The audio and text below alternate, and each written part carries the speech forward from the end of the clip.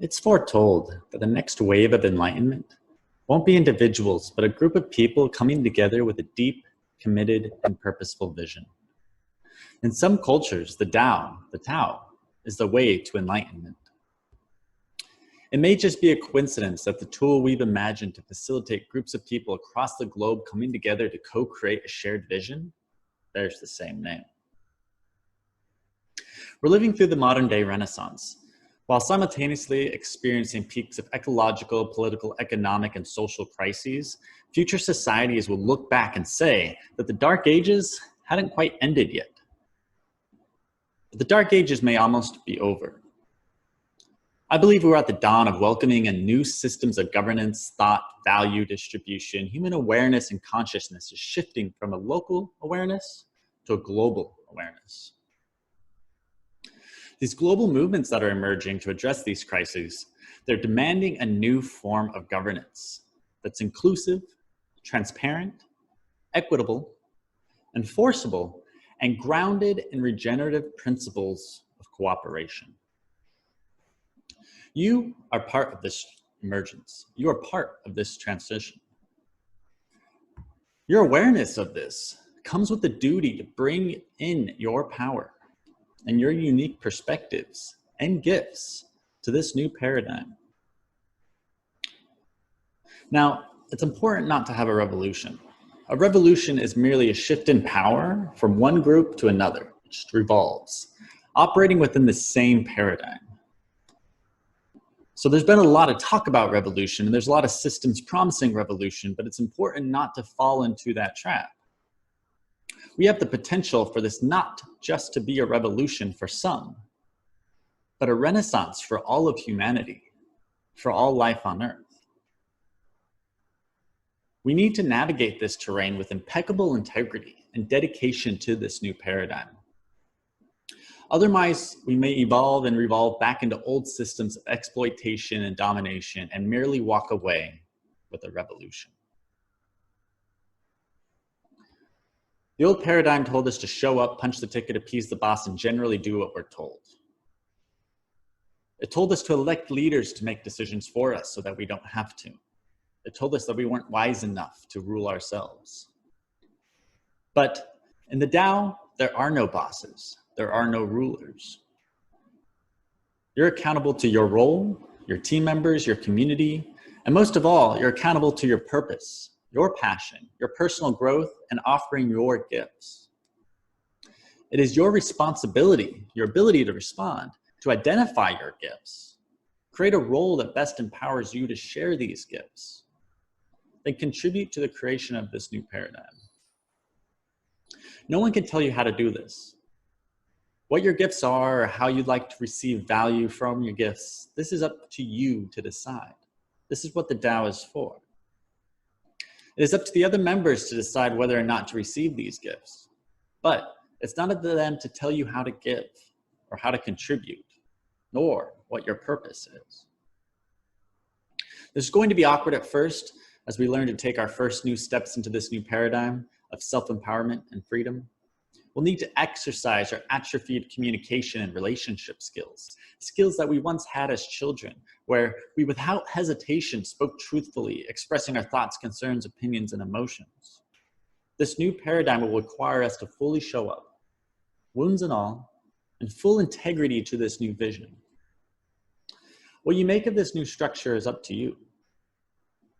Success here isn't just making money, although it is literally making money. Success here is changing money, changing how and what we value as society, changing how we govern society, changing what values that we want to drive our collective wealth towards.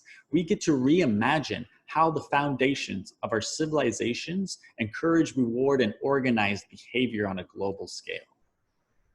The opportunity here is unparalleled. So sure, there's enormous value to be made and shared as far as economic value is concerned.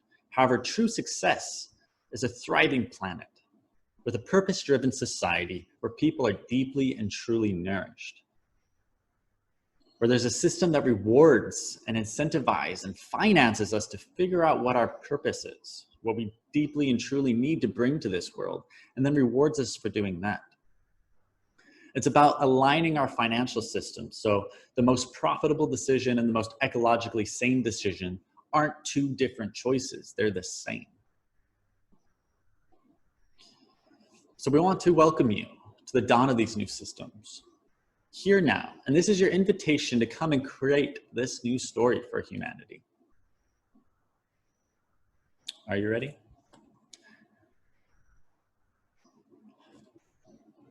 What I'm going to cover in this video is the various layers of decentralized governance within Seeds and Hypha. So Seeds, what it stands for is sowing ecological, economical, and decentralized societies.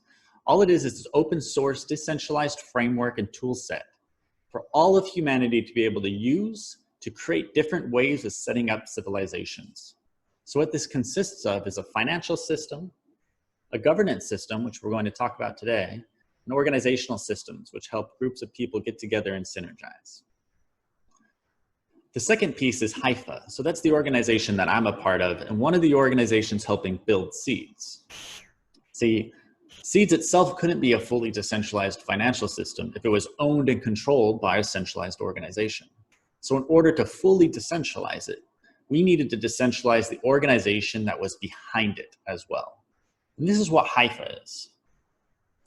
And why it's called Hypha is a lot of what we're operating off of is based off ecological principles. And what a Hypha is a single hair at the end of the mycelial net. That's the fungi that connects a forest and helps all the trees, plants, and animals communicate throughout a forest. That's what Hypha is. So it's a one hair at the end of that mycelial net that connects everything. And that's the role of Hypha, is to be that organizational principle that helps all of these disparate movements across our world connect, share information, and synergize to create this new movement. So what I'm here serving and what this whole thing is about is creating tools that we can use to create a new civilization. That's the big vision, that's the whole purpose. Is how do we create a new foundation for a new type of civilization? I believe similar movements in the past have failed because they were led by individuals or a group of people that had a centralized control system. It wasn't open for everyone who was part of the movement to be able to seamlessly integrate and help govern the evolution of it. They didn't have the tools that we have today in order to facilitate this process.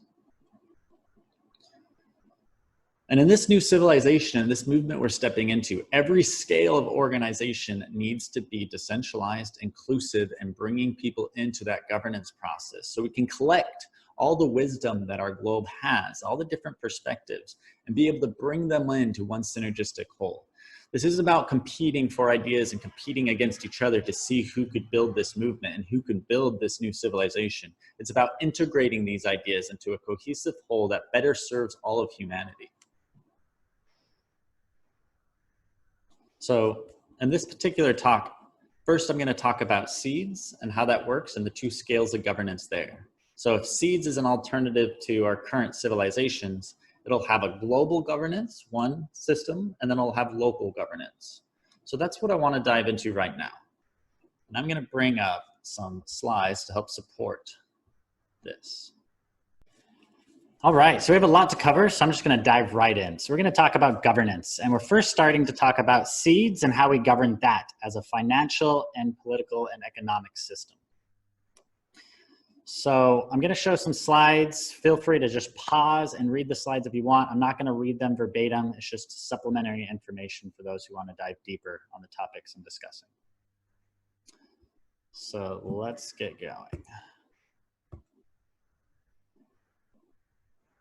So what we're trying to do here is actually evolve the way we govern. A lot of the dominant systems of governance that we have today, they were conceived of centuries ago with the best tools and practices that those people had available to them at that time. But they didn't even have a concept of instantaneous global communication. The internet didn't exist. They didn't have a concept of immutable ledgers to be able to show factually how votes occurred. So they didn't have this ability to be able to participate in governance at scale. So it made sense for them to be able to have representative democracies and to send representatives to go and represent their local community on that national and global scale. But we have different tools today, and we're able to radically alter the way that we govern ourselves. We don't have to give our powers over to elected leaders to represent us anymore. And oftentimes they don't. And even in a lot of best cases, democracy today is at a majority rule, which means at any given time, up to 49% of the people could be radically displeased in how governance is going on and occurring. So what we're talking about here is an entirely new way of conceiving how we organize and operate and collectively manage ourselves at scale. And as we dive into this, it's really important to not see Seeds as a business. Seeds isn't a business. It's not an organization owned by people. There's no shareholders. Seeds is a financial system. It's a tool set that allows us to build a different type of civilization. So when you're thinking through this, try not to use similar concepts that you're familiar with. The best thing to compare Seeds against is current nation states and how they're being governed and evolved. Okay. So breaking this down a little bit more, if we're talking about a different type of governance system, we need to talk about some of the faults of our current democratic systems and how we're going to improve on them. So without diving too much into this, our current democratic systems aren't necessarily working. We have low voter turnout. Way too many people think that there's a lot of fraud and abuse going on. And even at the best case, people are voting for, their least hated leader.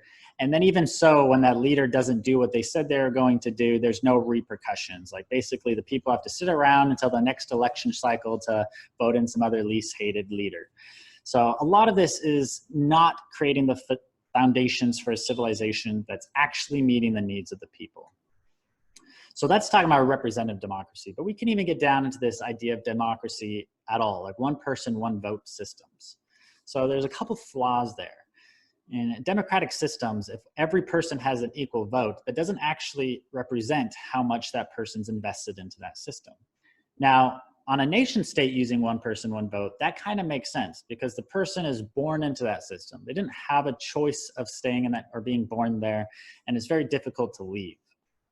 But with Seeds and these new financial systems we're talking about, they're inherently voluntary by nature, and they don't encompass someone's entire life.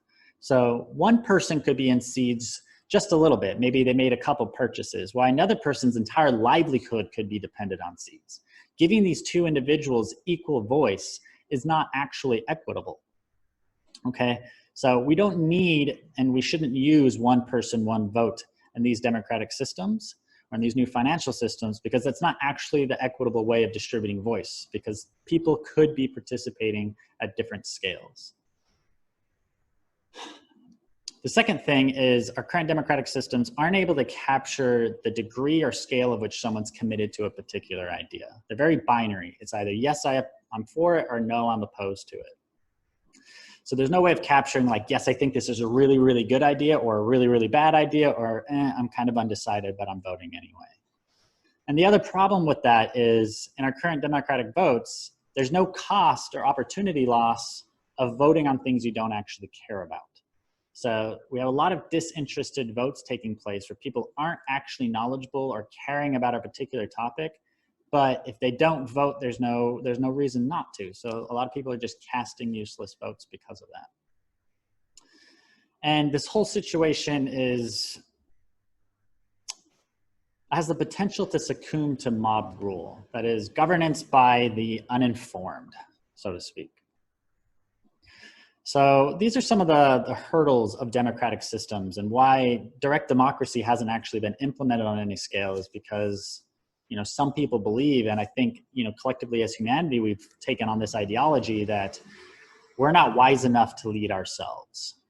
And that's something that we want to address here. So as we start diving into how Seeds is actually designed, keep some of these ideas in mind and how and why we've added the tools that we've added. So to address all of those issues, what we've done is we've actually tokenized voice. So this is happening a little bit in current crypto economic systems where they're being governed by stake. And what this means is that I could buy up a certain number of tokens, and the more tokens I own, the more voice I have. But essentially what we created here is an extreme form of plutocracy and oligarchy, which is governance by the wealthy, which means people are able to come in with money, buy up voice, and then make decisions based on that. And I think that's an extremely flawed plan, because what we see is that then they're able to buy up more voice, make decisions that give them more voice, and this concentrates voice and value over time. And we're already seeing this take place where, you know, protocols like Bitcoin and Ethereum, they're the most widely dispersed protocols, by the way, and they have a higher Gini coefficient, which is it tracks how concentrated wealth and value are in financial systems. They're more concentrated than North Korea. So North Korea is the most unequal country in the world. Bitcoin and Ethereum are more unequal than that. And they only have adoption rates of less than 1% globally. So we're only going to see this, you know, exacerbates itself as these systems expand. So this isn't what we're trying to do here. We're not trying to create another form of oligarchy or even making an extreme form where a very small number of people have an extreme amount of voice. So we can't base our voice and our governance systems based on how much money you have. So we have to come up with a different way of doing that. And if you've watched the economic breakdown video, you've heard a little bit about this harvest and this idea of earning value for contributing to the system. The same is true here. How much you contribute to seeds in a myriad of different ways dictates how much voice you earned in governance. So now we're saying it's not just how much money you have, even though that's a component. Now it becomes one component of many. Now it's how much are you actually using the system? How many new people have you brought in? How much voice, or how much are you participating in governance and participating in the forum and helping expand the movement and following through with proposals and ideas, and all these different ways you can add value into the system gives you more voice in the system itself. And this is how it actually works. We track the contribution that you added to the network over the period, and then we give you voice tokens. We call them trust credits, actually, equal to that contribution. And what this means is that as proposals come up at the beginning of the cycle, you actually get to look at the proposals you care about and then cast your credits on the ones that you actually want to vote on. So here, let me break that down a little bit more on this next slide. So this is what it might look like. These are all the proposals that have come up during one cycle. So you actually get to look at them all and decide which ones you want to vote on. So we've added this opportunity cost. Now we don't just vote yes or no on all of them because we can. Now we actually have to find the ones that we care about, that we have an opinion on, and choose to vote on those. So you start off with your voice credits, is what they're being called here, but we're also calling them trust tokens. It's still something we're throwing back and forth right now. So here it shows how many you have at the beginning of the cycle. And then you go through and you can cast them on different proposals, either throw some for, throw some against, and then go and disperse your voice throughout these proposals. What this does is it allows you to express how deeply you care about a particular topic. So if you really, really think that this one's a good idea, you can throw a lot of voice on it. If you really think this is a bad idea, you can throw some voice there. And this allows us to be a little bit more nuanced in how we actually deliver voice, okay? So we've just addressed all of the problems that we brought up at the beginning of the flaws of our democratic system. One, it allows us to be more nuanced with the things that we care about. Two, it gets rid of that opportunity cost, or adds that opportunity cost for voting on things that we don't care about. Because if I vote on this and I don't care about it, it's one less vote that I get to throw here, right? Three, it got rid of the oligarchy issue, because now voice is being doled out based on how much you're actually contributing, how much value you're adding in a myriad of different ways, not just how much money you have, okay? So it's really important to separate those two ideas. And we've done it in a very easy fashion. So we're already used to voting. We already get the idea of being able to put more things on one versus another. So it's a very simple solution to a very complex issue that we're addressing here. And diving a little bit more into the game theory here, we don't want people waiting until the end of the month, or end of the voting cycle rather, to throw all their vote one way and swing the vote. So we have this idea of waning voice throughout, where you have a one or a half cycle rather, grace period to cast your voice. And after that half cycle is passed, your voice starts waning. So the closer you get to the end of the proposal, the less voice you actually have to be able to cast and swing a vote. So there's incentives to actually get in here early and actually vote on things. Now what's really cool within Seeds is if you do come to these proposals and you vote and you take place in governance and you participate, you actually earn more voice next time. So we've added incentives to actually participate in governance. So this is something else that our democratic systems are lacking, is a reason to actually go out there and vote, especially when people think that their votes don't matter and feel like voting fraud is taking place. So what's really potent here is all of this is stored on chain and all of it's verifiable and immutable. So if you're voting on something, you can actually go and check the blockchain itself and prove and see for yourself that yes, my vote counted. I think that's incredibly important when we're building these new systems to make sure that they can't be manipulated and controlled.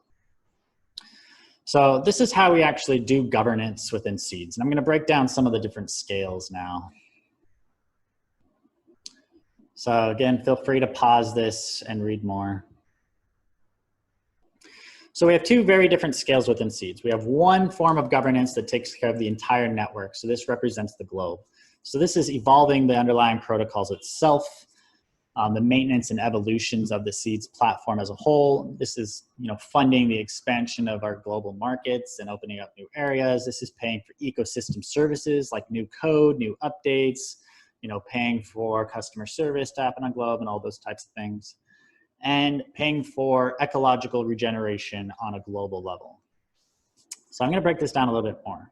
On that global scale, we evolve the platform. We actually get to evolve the protocols of the seed system itself and decide how the 30% of the harvest that this whole network gets is spent. So that's what this scale is for. It's like, how do we govern ourselves as an entire globe, as an entire network? So this is where Hypha, which is an organization helping seeds, can get some of its funding from to continue helping build seeds. And this is where any other organization can request funding from to help build seeds itself. And ecological regeneration is a really important one. So 25% of the funds that go to this particular pool of money are reserved as grants for proposals to regenerate our planet. So these are proposals that are on a global scale regenerative. So it might be, how do we clean up our oceans? Or how do we build new tech that's able to help facilitate this transition towards regeneration? Or new open source ideas, or setting up new nurseries, or any of this type of thing that would be globally regenerative. People can request funds from this organization to do that. And the same thing is for interest-free loans for regenerative enterprises. So this is for for-profit businesses that want to get a loan to be able to, build out the regenerative projects and tools. So one scale is on a global scale, how we're governing ourselves that way. But we also need local governance. So if seeds is, again, a replacement for potentially civilizations or nation states, you could think of this particular scale as a nation state, but you also have local governance as well. And how seeds delineates what's local and what's global is local is based on bioregions. So if all of this is about a regenerative civilization, we need to think, what is local in a regenerative context? If we're trying to regenerate ecosystems and regenerate a river and make it drinkable again, we need to have control and governance over that entire river. We can't just, clean up one portion of that river and expect it to heal the whole river. We need to be able to do the whole thing. So for these reasons, we actually used bioregions. So these are biological boundaries that we have on our Earth that dictate different weather conditions and climate patterns and things of that nature, and watersheds, etc. So this is what we consider local within the seeds context, is everyone who joins up to be part of a bioregion as well. And this is where there's funds and governance on a local level, okay? So we have that same concept of ecological regeneration. So half the funds that are going to these local bioregions are earmarked for funding regenerative projects. So half of those are for grants. So again, this stuff that we need to do to heal humanity and help improve our quality of life here, a lot of that's not profitable. Replanting native forests with no intention of cutting them down, that's not going to be profitable. Cleaning up our rivers and making them drinkable again, that's not profitable. Cleaning up pollution, oftentimes it's not profitable. So we still need to do these things, but they're not profitable, and they would increase quality of life from humanity. So instead of trying to figure out a way to make them profitable, we're just going to funnel money towards those endeavors so we can start getting it done. So that's why a quarter is reserved for grants for ecological regeneration. And then the other quarter, so it's making up half the funds altogether, goes to loans for that same idea. So this is, a big focus we're looking on is regenerative agriculture. So financing and subsidizing the transition towards regenerative agriculture. So switching from our industrial agriculture systems to more regenerative agriculture systems that actually sequester carbon into the soil, grow healthier food, and add more life and diversity to our ecosystems and environment. I think if we shift our industrial agriculture systems to regenerative agriculture systems, we wouldn't have a climate crisis anymore. And we can start moving away from destroying our planet with more life as more time goes on to creating a healthier, more diverse, more thriving, beautiful planet. And that's really, really the foundation to what SEEDS is about. So ecological regeneration is really a key, and that's why half of the funds are dedicated towards that. Now, the other half is up for that community to decide to spend however they want. So they can buy up collective assets together. And this is really potent because this is how we can move towards, reinstating the commons. We could buy up a material library and add a bunch of tools so we could start sharing resources there. We could buy up a commercial kitchen and let different members of the community actually be able to go there and make food and be able to sell it. We can buy up a hotel that's going out of business right now and house some of the members of our community. Whatever we think and want to do, we'll be able to collectively buy up assets and do that. And then being able to give out grants to the community. So, funding education, funding healthcare, whatever we want to do on a local scale. And then the last one is interest-free loans. So interest-free is a really important aspect of SEEDS because, if you watched our economics talk, we talked about the dangers of interest and how that creates a perpetual growth system that causes more harm than good. So getting rid of interest is really important here. And what this does is it allows enterprises that are just slightly profitable to still be sustainable. So because with interest, if you have 3% interest, you not only need to make a profit to support yourself, but you also need to make 3% greater than that just to be able to pay off the interest, right? So that's why having interest-free loans is really important, so that the things that are just slightly rewarding but still need to get done can get financed. And what's important here is that the community themselves are the ones that are deciding how these funds are spent. And this is only the beginning.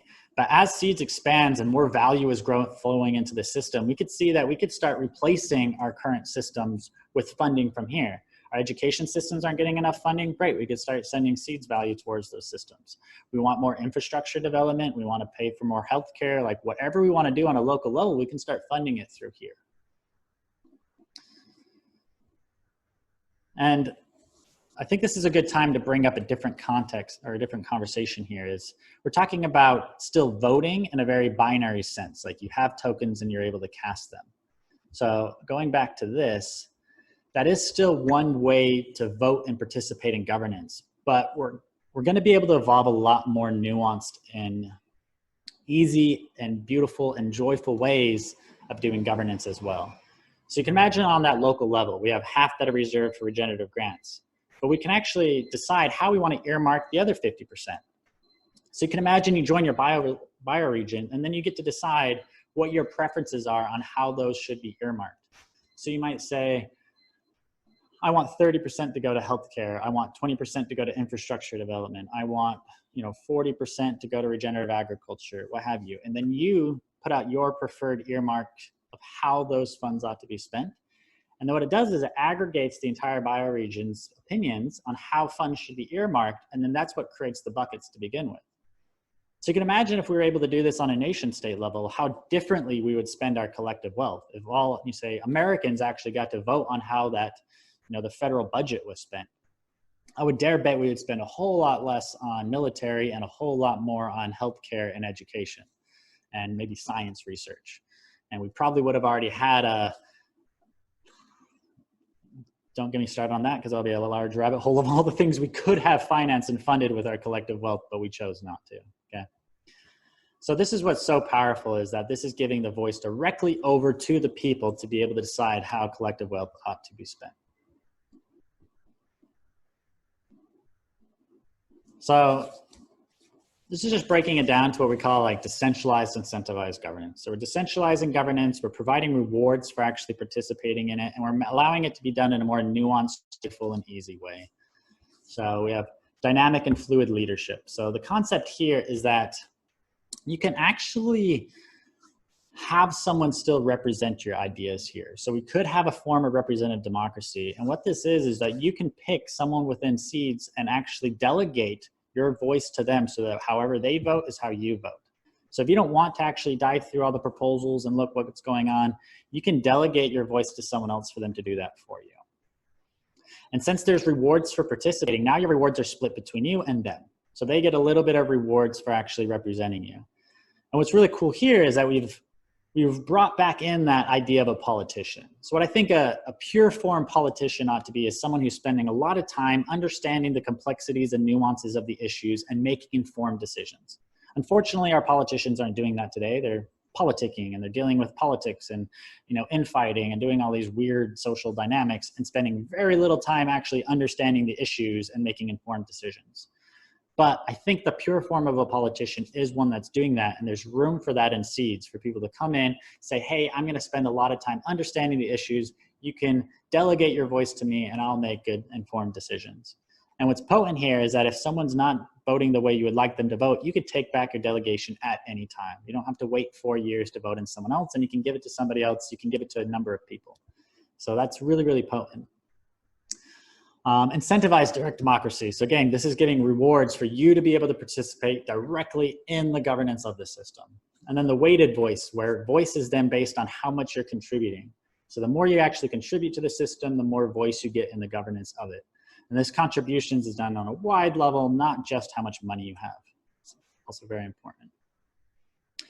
And another piece I want to touch on here is the fractal jurisdiction idea. So we did talk about bioregions being one layer of what the boundaries are that are local, but as Seeds begins to grow and expand, we have the ability to fractal down into smaller forms of governance. So it might start off as a bioregion, but then fractal down into a watershed or other biological boundaries. So we still want to keep with the idea of biological boundaries so we could focus on ecological regeneration, but we do need to have the ability to be able to fractal out once scales get too big.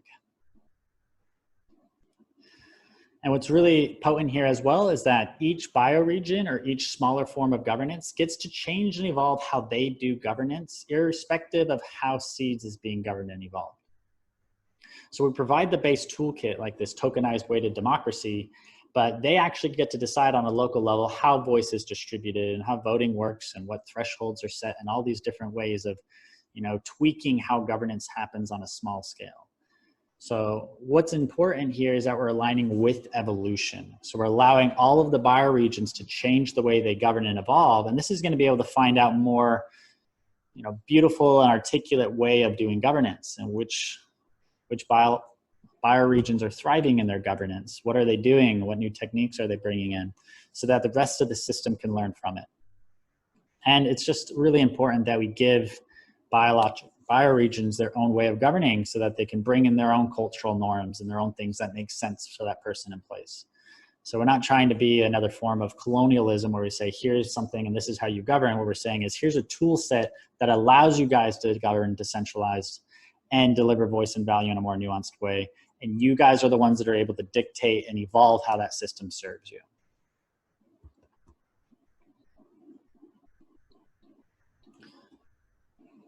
So we're just going to go over the life cycle of a proposal.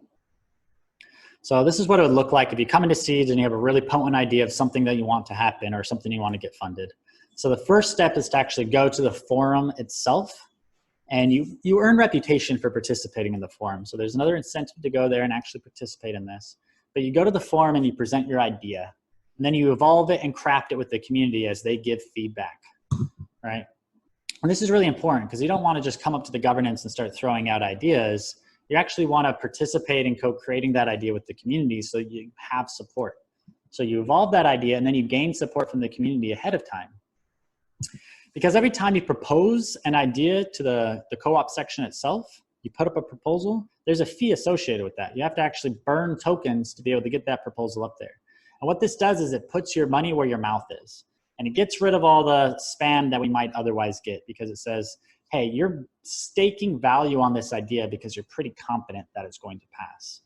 And that's why it's really important that you do 1, 2, and 3, because these first steps is how you actually get that support to begin with before you ever take up that proposal. So then the fourth step is to propose that idea. If it gets funded, then you get your first round of funding. So you don't actually get all your money up front.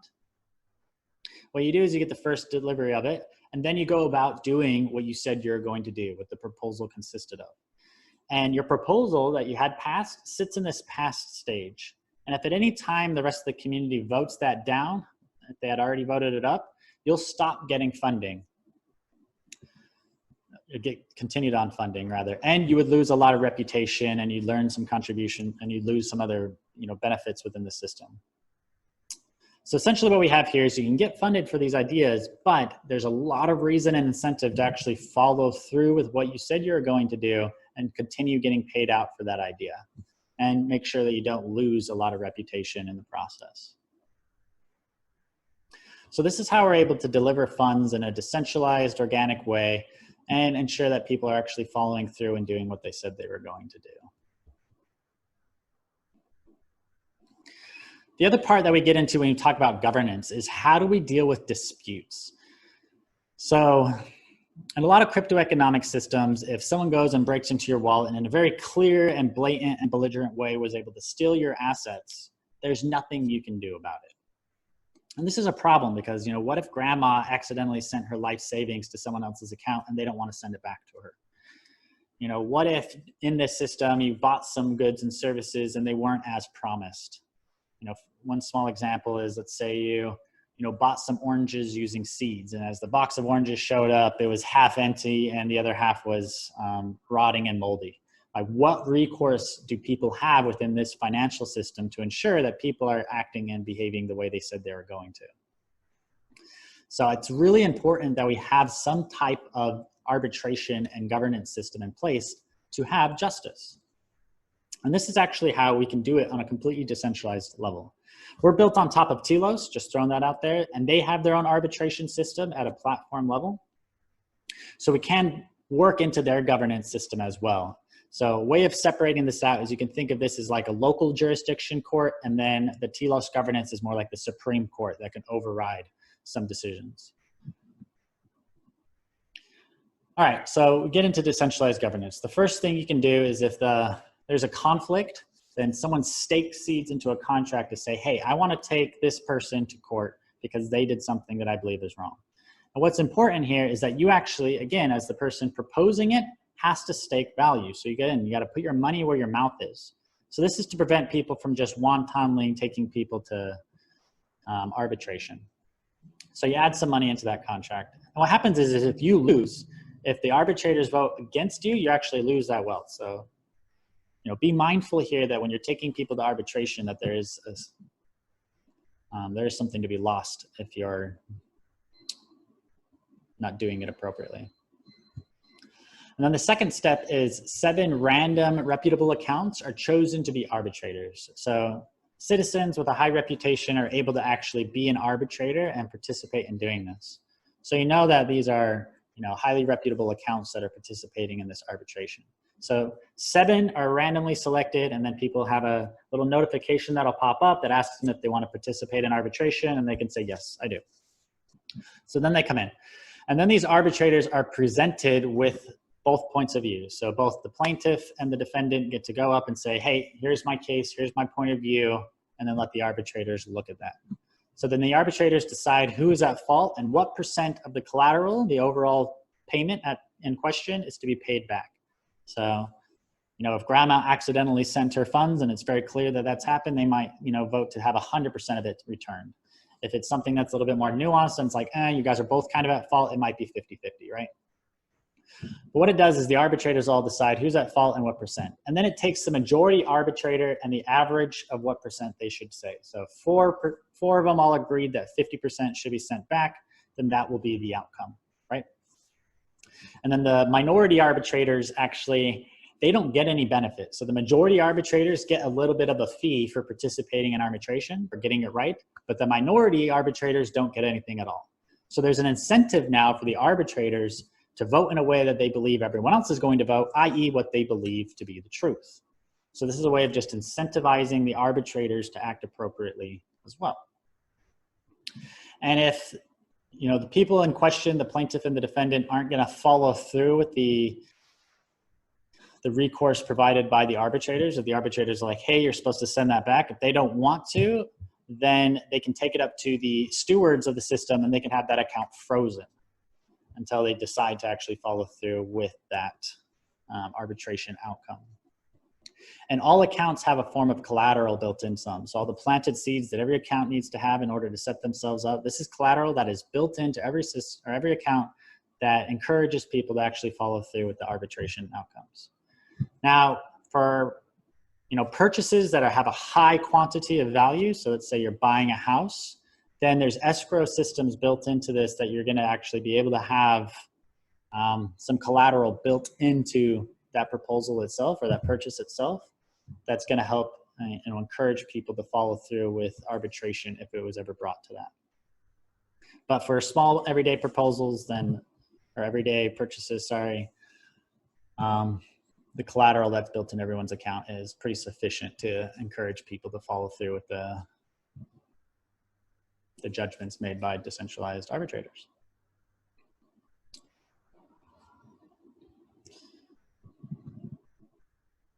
All right, so feel free to pause and look at this. Just in general, this is talking about Sybil and proxy accounts. This is people making fake accounts and abusing the system. And what we just talked about with decentralized justice and how there's collateral built into systems and these different mechanisms, this is how we just encourage the appropriate behavior that we're looking for, which is beneficial to the ecosystem, and discourage abusing it or trying to cheat it or any of that. So feel free to read this and dive into that. All right, so what you're looking at here is called the white deck. It's going to be linked into this video if you want to dive into this, but I'm going to stop it at here and switch to a different layer of governance that I want to talk about. And I'm actually going to show that to you real quickly. So let's bring that up. The next thing I want to talk about is Hypha. So Hypha is an organization that's helping build seeds right now. And what we did with Hypha is we wanted to decentralize our organization itself so that there wasn't a centralized organization creating a decentralized financial system. That didn't make a lot of sense to us. So Hypha itself is a decentralized organization. And what that means is that anyone and everyone who wants to add value to seeds through Hypha can propose to do so through Hypha. So we've got a little map here, then this might be able to help explain it a little bit. If seeds is up here, it's still on an Earth scale and a biological or bioregional scale. So you might have each bioregion, they got some governance going on. The seed system as a whole has some governance going on, which is what we just talked about. But then people could be part of several or some different decentralized organizations. So if you look how this maps over, seeds is kind of like replacing a national and state governance, while Hypha is replacing corporate governance and or organization governance and how we can get together as groups of people and decide how we collectively manage and operate. So I'm only going to touch on this briefly because we have a different overview that's touching on Hypha. I just want to mention that this exists. So I'll show you the UI for it. So this is what our DAO is. And we call it a DO for DHO as in Decentralized Holonic Organization. So we deal in what's called holons, which any of you familiar with holacracy or sociocracy, it's just an organizational pattern that isn't hierarchical like our current organizations. So there's not like a C-suite and then all information flows down. What it looks like is more like this, where you have all these different nested holes within the organization of how value and voice and governance is distributed, okay? But taking this very practically, if you want to participate in building seeds, if you want to participate in joining Hypha and doing any of the things that we're doing, then you can come to do.hypha.earth and request membership. So you can sign with your seeds account. You can do that up here. There's a video on our YouTube channel that talks about how to sign into the Hypha DAO and make a proposal and all that stuff. But I do just want to drop this idea in here. So you can come to do, you can go to this roles right down here. And here is some existing roles within Hypha right now that you can come and apply for. Just have a lot of tabs open, so it'll take a second to load. Cool. So here you can come, you can scroll through, you can look at some of the roles, what there is going on. For example, you have this mainstream bridge role. You can click on it, you can see what that role consists of. You can expand it out right here, take a good look at what its purpose is, what its accountabilities are. And if this is a role that you like, sign in, become a member, and then you can apply for that role directly by clicking here. So we've decentralized this whole process. So not only can you make an individual proposal like, I want to do X, pay me Y, but you can actually propose to have a consistent role within the organization. And we think this solves a lot of problems that current DAOs have where each individual action requires a different proposal. Here you can actually propose to just have a standard role like we're all used to doing in our current corporations and governance. But we do it in a decentralized way. So I can come in here, I apply for that, but then people are going to have to actually vote on whether or not I actually get that role. So all the current members are the ones that are governing new members joining, which is a really potent idea here. So there's no one really in control, so to speak, of Hypha itself, so that there's no one in control of seeds either. So we've decentralized the governance of both of these scales of new paradigm structures. All right, so then I brought this idea up. Now I just want to dive into one more piece before I bring this to a close. So this is what we call the Constitution. So there'll be a link to this as well.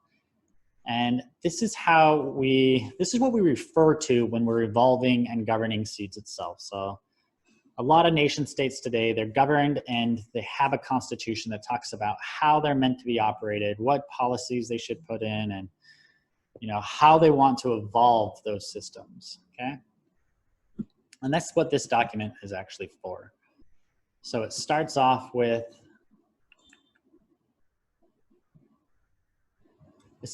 a standard constitution, much like the US Constitution. So feel free to dive into there. So there's a couple articles that talks about the rights and authorities that individuals have, what the platform does, and all that stuff. But I want to show you a particular part of this that's very important for you to understand. And that's every aspect of seeds can and will be evolved directly by the citizens, okay? And this is actually how that looks. Here's some protocols within seeds. You can see them highlighted in green. So every green highlight in the Constitution dictates a setting that's in the smart contracts itself that can be changed.